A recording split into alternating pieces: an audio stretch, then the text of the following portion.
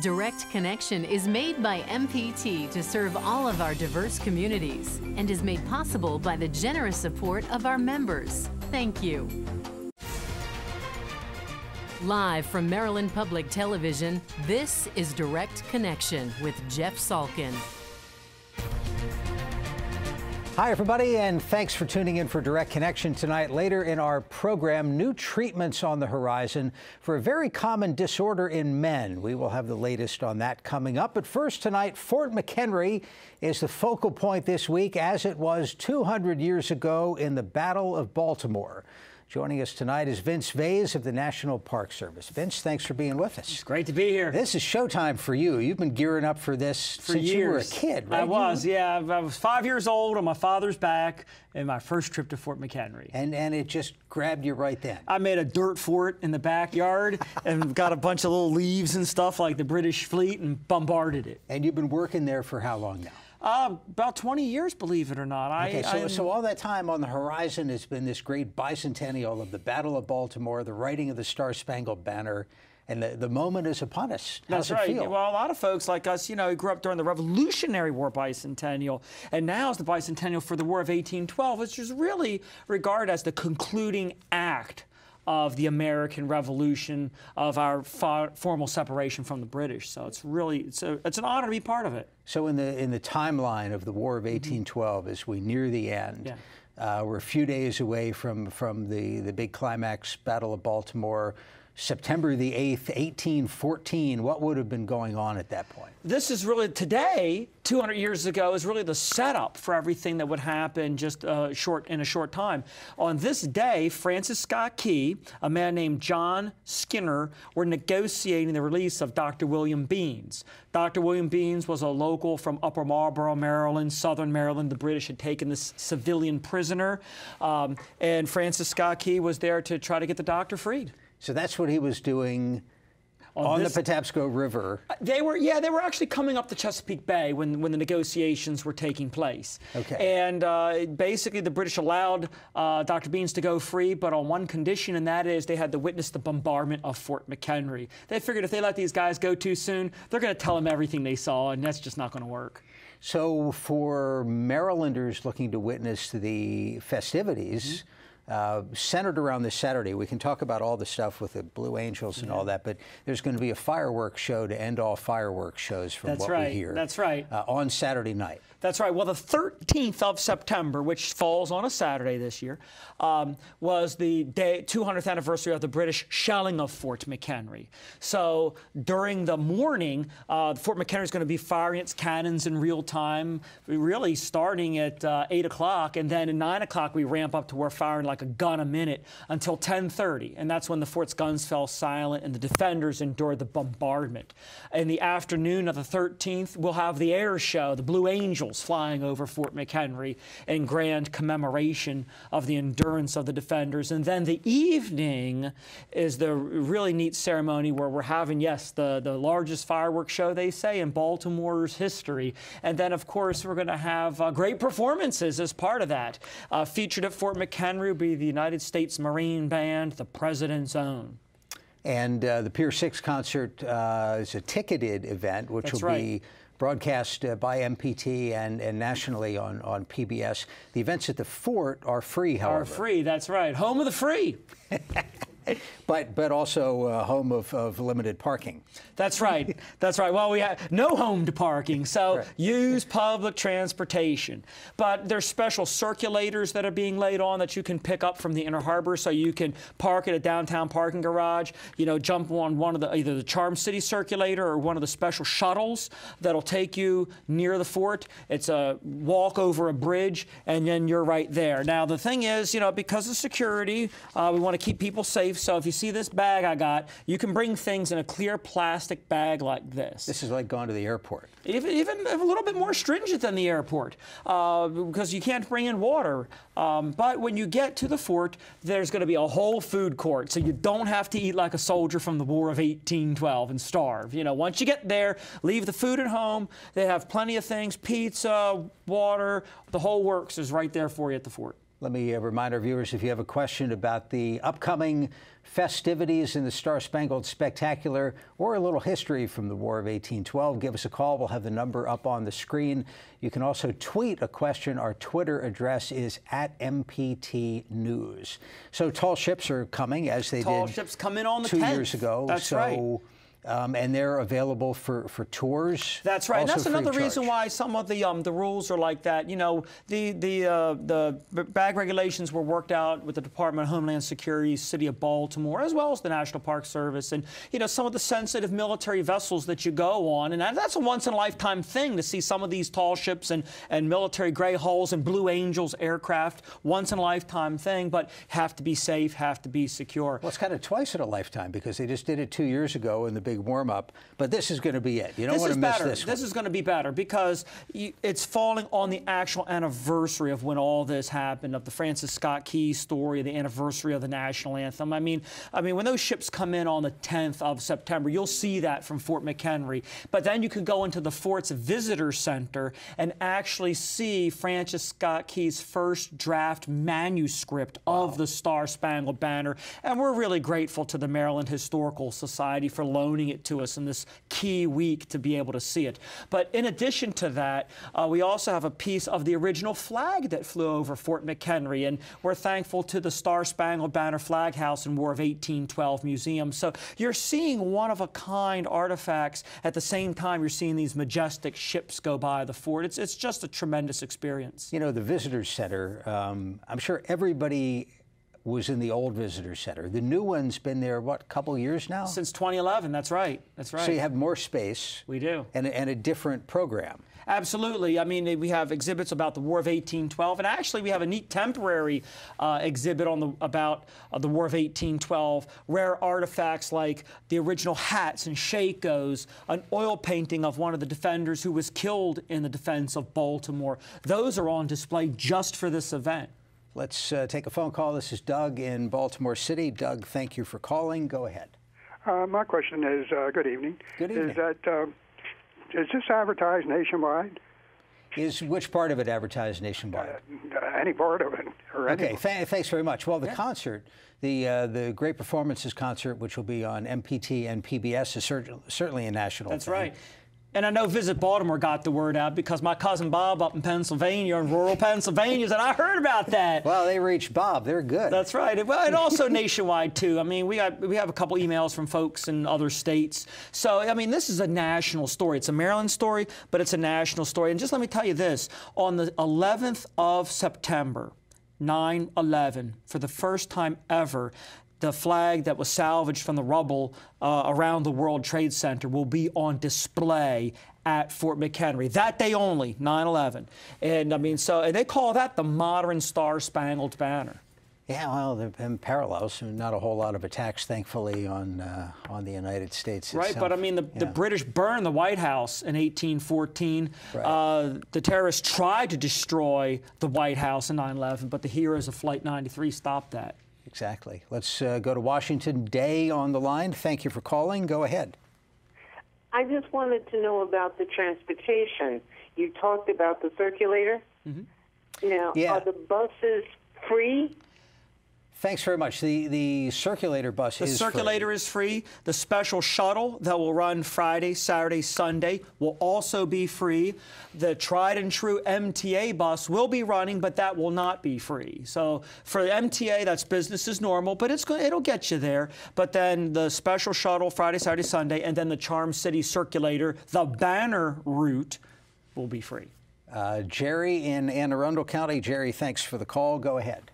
Yes, I would like to know what time the tall ships will be arriving in the Inner Harbor.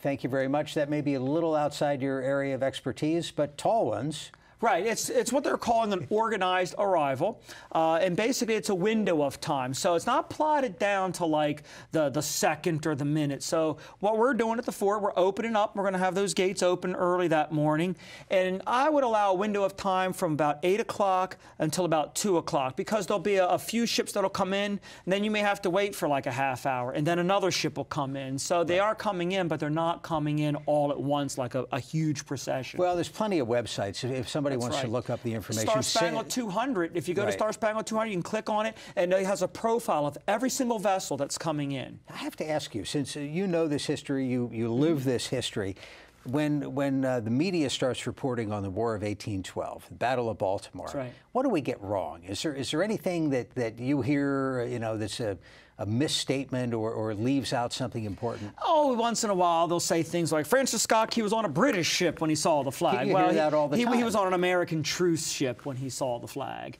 A lot of people say, well, the fort's guns fired for 25 hours. Well, really, most of the battle was the Americans enduring the shelling. So just a few minor things. Let's squeeze in one more call for you. Howard County, this is Kathy. Kathy, thanks for the call. Go ahead. Thank you. I just wondered whether or not a lady could wear a small backpack when entering the fort. We'll find out. Good question. Small backpack? So here's the deal. There's a short walk to get into the fort, and there's a checkpoint outside of the fort's walls at a road called Andre Street, which is over a small bridge outside of the fort. The Baltimore City police, they're operating that checkpoint, Star Spangled 200, and basically no backpacks are allowed. It's just, you can wear like a small little fanny pack, about like yay big, and then things in a clear plastic bag. So unfortunately, no backpacks. Yeah, that's too bad. But lots of good stuff to see and do. And here's the thing. One thing you want to get there on the 14th of September. Put this on your calendar. It's a once-in-a-lifetime event. Historically, the big American flag was hoisted over the ramparts on 9 o'clock on the morning of the 14th of September. That's when Francis Scott Key saw it. That's when he got the motion to write the Star-Spangled Banner. We're going to recreate that. Pride of Baltimore, too, will be out there with a person dressed like Key looking through a spyglass. But also the Presidential Salute Battery will be there. And then inside the fort, we will have 4 special Americans read each verse of the national anthem. One of them will be General Colin Powell. The Fort McHenry Guard Fife and Drum Corps will play the Yankee Doodle to the minute as that flag went up. That's going to be a once-in-a-lifetime experience. The gates open early at Fort McHenry, open 7 a.m. Sunday morning, September 14th, be there. Very cool stuff. Vince Faze of the National Park Service in Fort McHenry, thanks for stopping by. Thank you for having us. We appreciate it. Just ahead tonight, treating and preventing prostate cancer with more of your phone calls and tweets. We will be right back. Next time, Antiques Roadshow is discovering the hidden treasures of the Gulf Coast. It's made in China, roughly 1100 BC. Woo! No kidding. No! I guess I'll be calling my insurance agent Monday, first thing. Don't miss our visit to Corpus Christi, Texas, next time on Antiques Roadshow. Tonight at 8 on MPT. The Battle of Baltimore changed our nation. We realized that we had a major victory. So did a young lawyer from Georgetown. It's not just a happy song, it takes you through the darkness. Get the story behind Francis Scott Key's inspiration. This was not cold poetry. This was a living melody. Anthem, tonight at 9 on MPT. Tonight on MPT.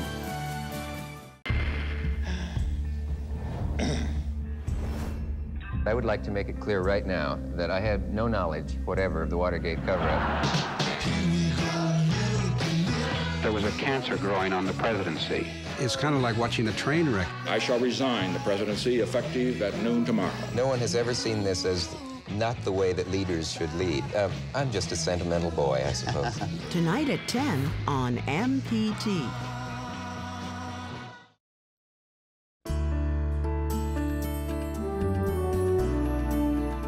Joining us now in the studio for this week's Your Health segment is Dr. Mohammed Siddiqui, Assistant Professor of Surgery at the University of Maryland School of Medicine and urologist at the University of Maryland Medical Center. Doctor, thank you so much for being here. Thanks for having me. September is Prostate Cancer Awareness Month, so let's start by raising a little bit of awareness. This is a very common cancer, especially in older men, right? Absolutely, yeah. So, I mean, it is the most common cancer in men.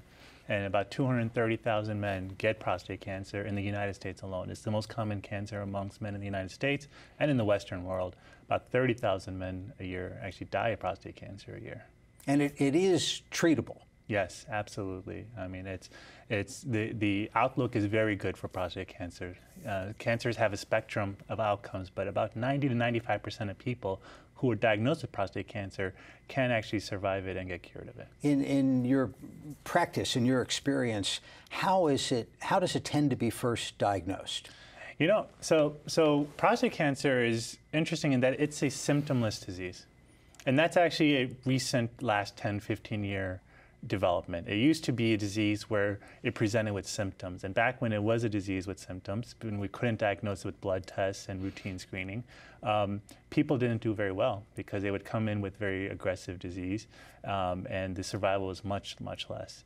But now it's diagnosed by essentially regular visits to your primary care doctor. And the primary care doctor will do things such as a digital rectal exam and get a PSA test. And those things will help diagnose the disease. Now, the PSA test has been a little bit controversial periodically in terms of when somebody should start tracking that number and whether tracking it actually leads to a reduction in mortality. Exactly. Yeah. This has been a long standing debate. It really picked up about 2-3 years ago when the U.S. Preventive Task Force put out a finding saying, or put out a paper that said that that they recommended against prostate cancer screening.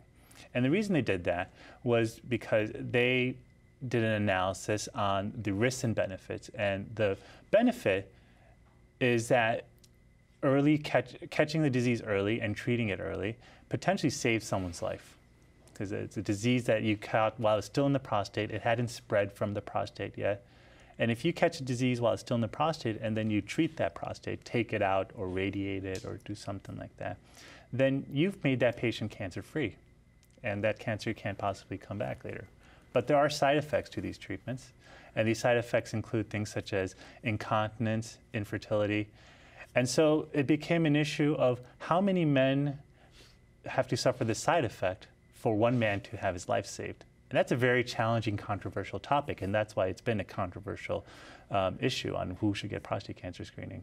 Is it the sort of test where you sometimes get false positives and you wind up doing invasive or painful further testing on somebody who turns out not to have it? Exactly. That's exactly the issue. So being diagnosed with prostate cancer is really a two-step process, actually. The first step is being suspected of having prostate cancer. And so that is done by the digital rectal exam if there's some abnormality like a nodule, the PSA test if it's high. If you're suspected of having cancer, then you can have a biopsy performed.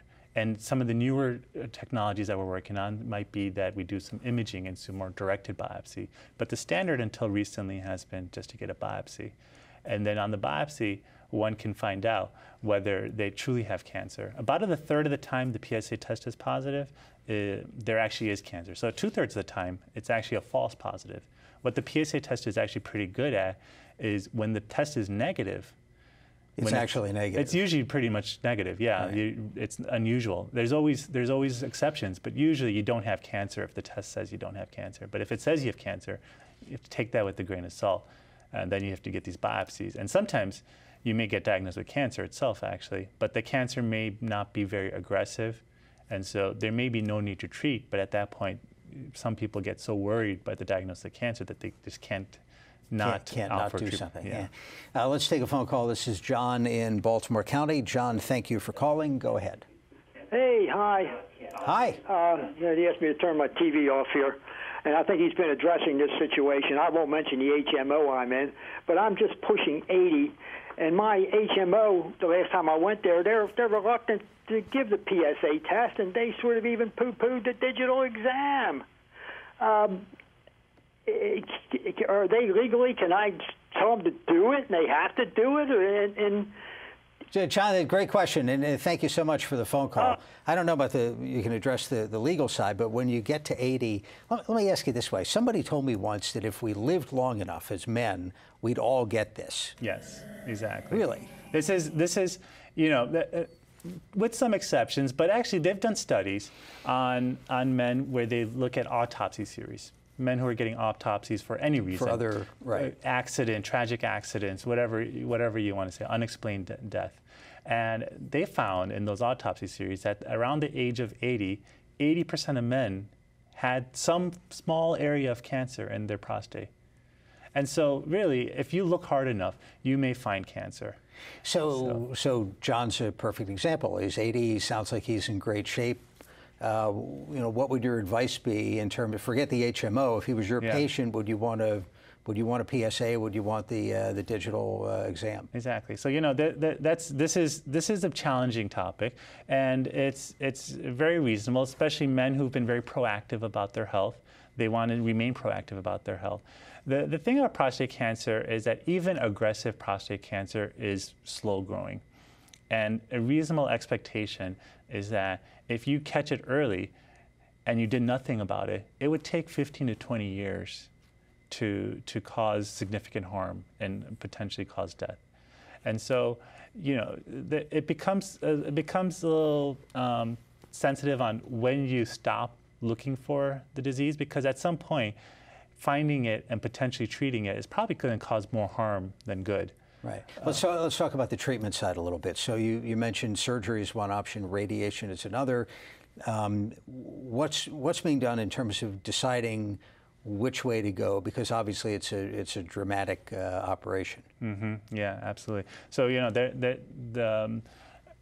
generally speaking, surgery and radiation have similar effects in terms of cancer treatment efficacy, but it's depending on the individual and depending on their personal history, one treatment may be better for someone than another. If someone has a bad heart, for instance, maybe surgery is not the best option for them. Sometimes radiation might be a better option. If someone has some kind of contraindication radiation, such as previous radiation or bowel disease or something, then those patients might actually benefit from surgery. So a lot of this is actually discussion with some of the specialists who do surgery, who do radiation. And one of the main things I tell my patients, and especially patients that have questions about both, is you should really meet both providers. You should meet a radiation oncologist, you should meet a urologist, and hear from both what the benefits and cons are for each treatment. Depending on the individual, it's going to be different. What's the future here? What are the promising areas of research? Yeah, there's so much work getting done in prostate cancer. Some of the exciting areas that are taking place is we're using more and more imaging now. So prostate cancer is really a unique organ in that every other organ we use imaging to kind of figure out where there's cancer. So for breast you have mammography, for brain you have MRI, but prostate has actually been a random sampling until recently. You just get a grid-like pattern sample of the prostate because there was no good imaging for it. In terms of where you're going for a biopsy. Yeah, where you're going biopsy. You just sample. Yeah, and you just make sure you kind of get every area sampled nicely. And the PSA is what hinted you off that you should do a biopsy. But as advances in MRI have come along, more and more centers are actually starting to use MRI to do what's called MRI fusion biopsy. And so that's, I think, going to be an exciting area of growth. And with that, there might be many more avenues of growth, such as potentially even doing focal therapy, where you only treat the area of the prostate that has cancer and not treat the whole prostate. And maybe by doing that, we're hopeful that we'll cut down on the complications such as incontinence, infertility, and things like that. Let's spend a minute on some research you did on the link between people who've had vasectomies and not only prostate cancer, but a subset of prostate cancer. Yeah, am I right? Exactly, yeah. So that was a big study that just came out. So before I joined the University of Maryland, I was actually up in the Harvard system. And so I joined a group up there and did this study on, it was a very big study. So 50,000 men have been followed for the last 24 years in this study called the Health Professional Follow-Up Study. And so we looked at the histories of these 50,000 men and we divided them into two groups. Men who've had a vasectomy and men who haven't had a vasectomy. And then we examined who of the men who had vasectomy had prostate cancer and aggressive prostate cancer and who didn't. And what we found was that there was a slight increase in risk of having aggressive prostate cancer in the men who had vasectomy. Now, it's a 20% increased risk, and that worries people, rightly so, but you have to take it in context that it's a rare event. And so it's actually only 16 every 1,000 men get aggressive prostate cancer, but additional 3 out of 1,000 men. So vasectomy has a lot of benefits, but the harm may not be actually. Dr. Siddiqui, we have to leave it there. Thank you for being with us. Great, thank you for having me. We appreciate it. Thank you for joining us for Direct Connection, and have a good night.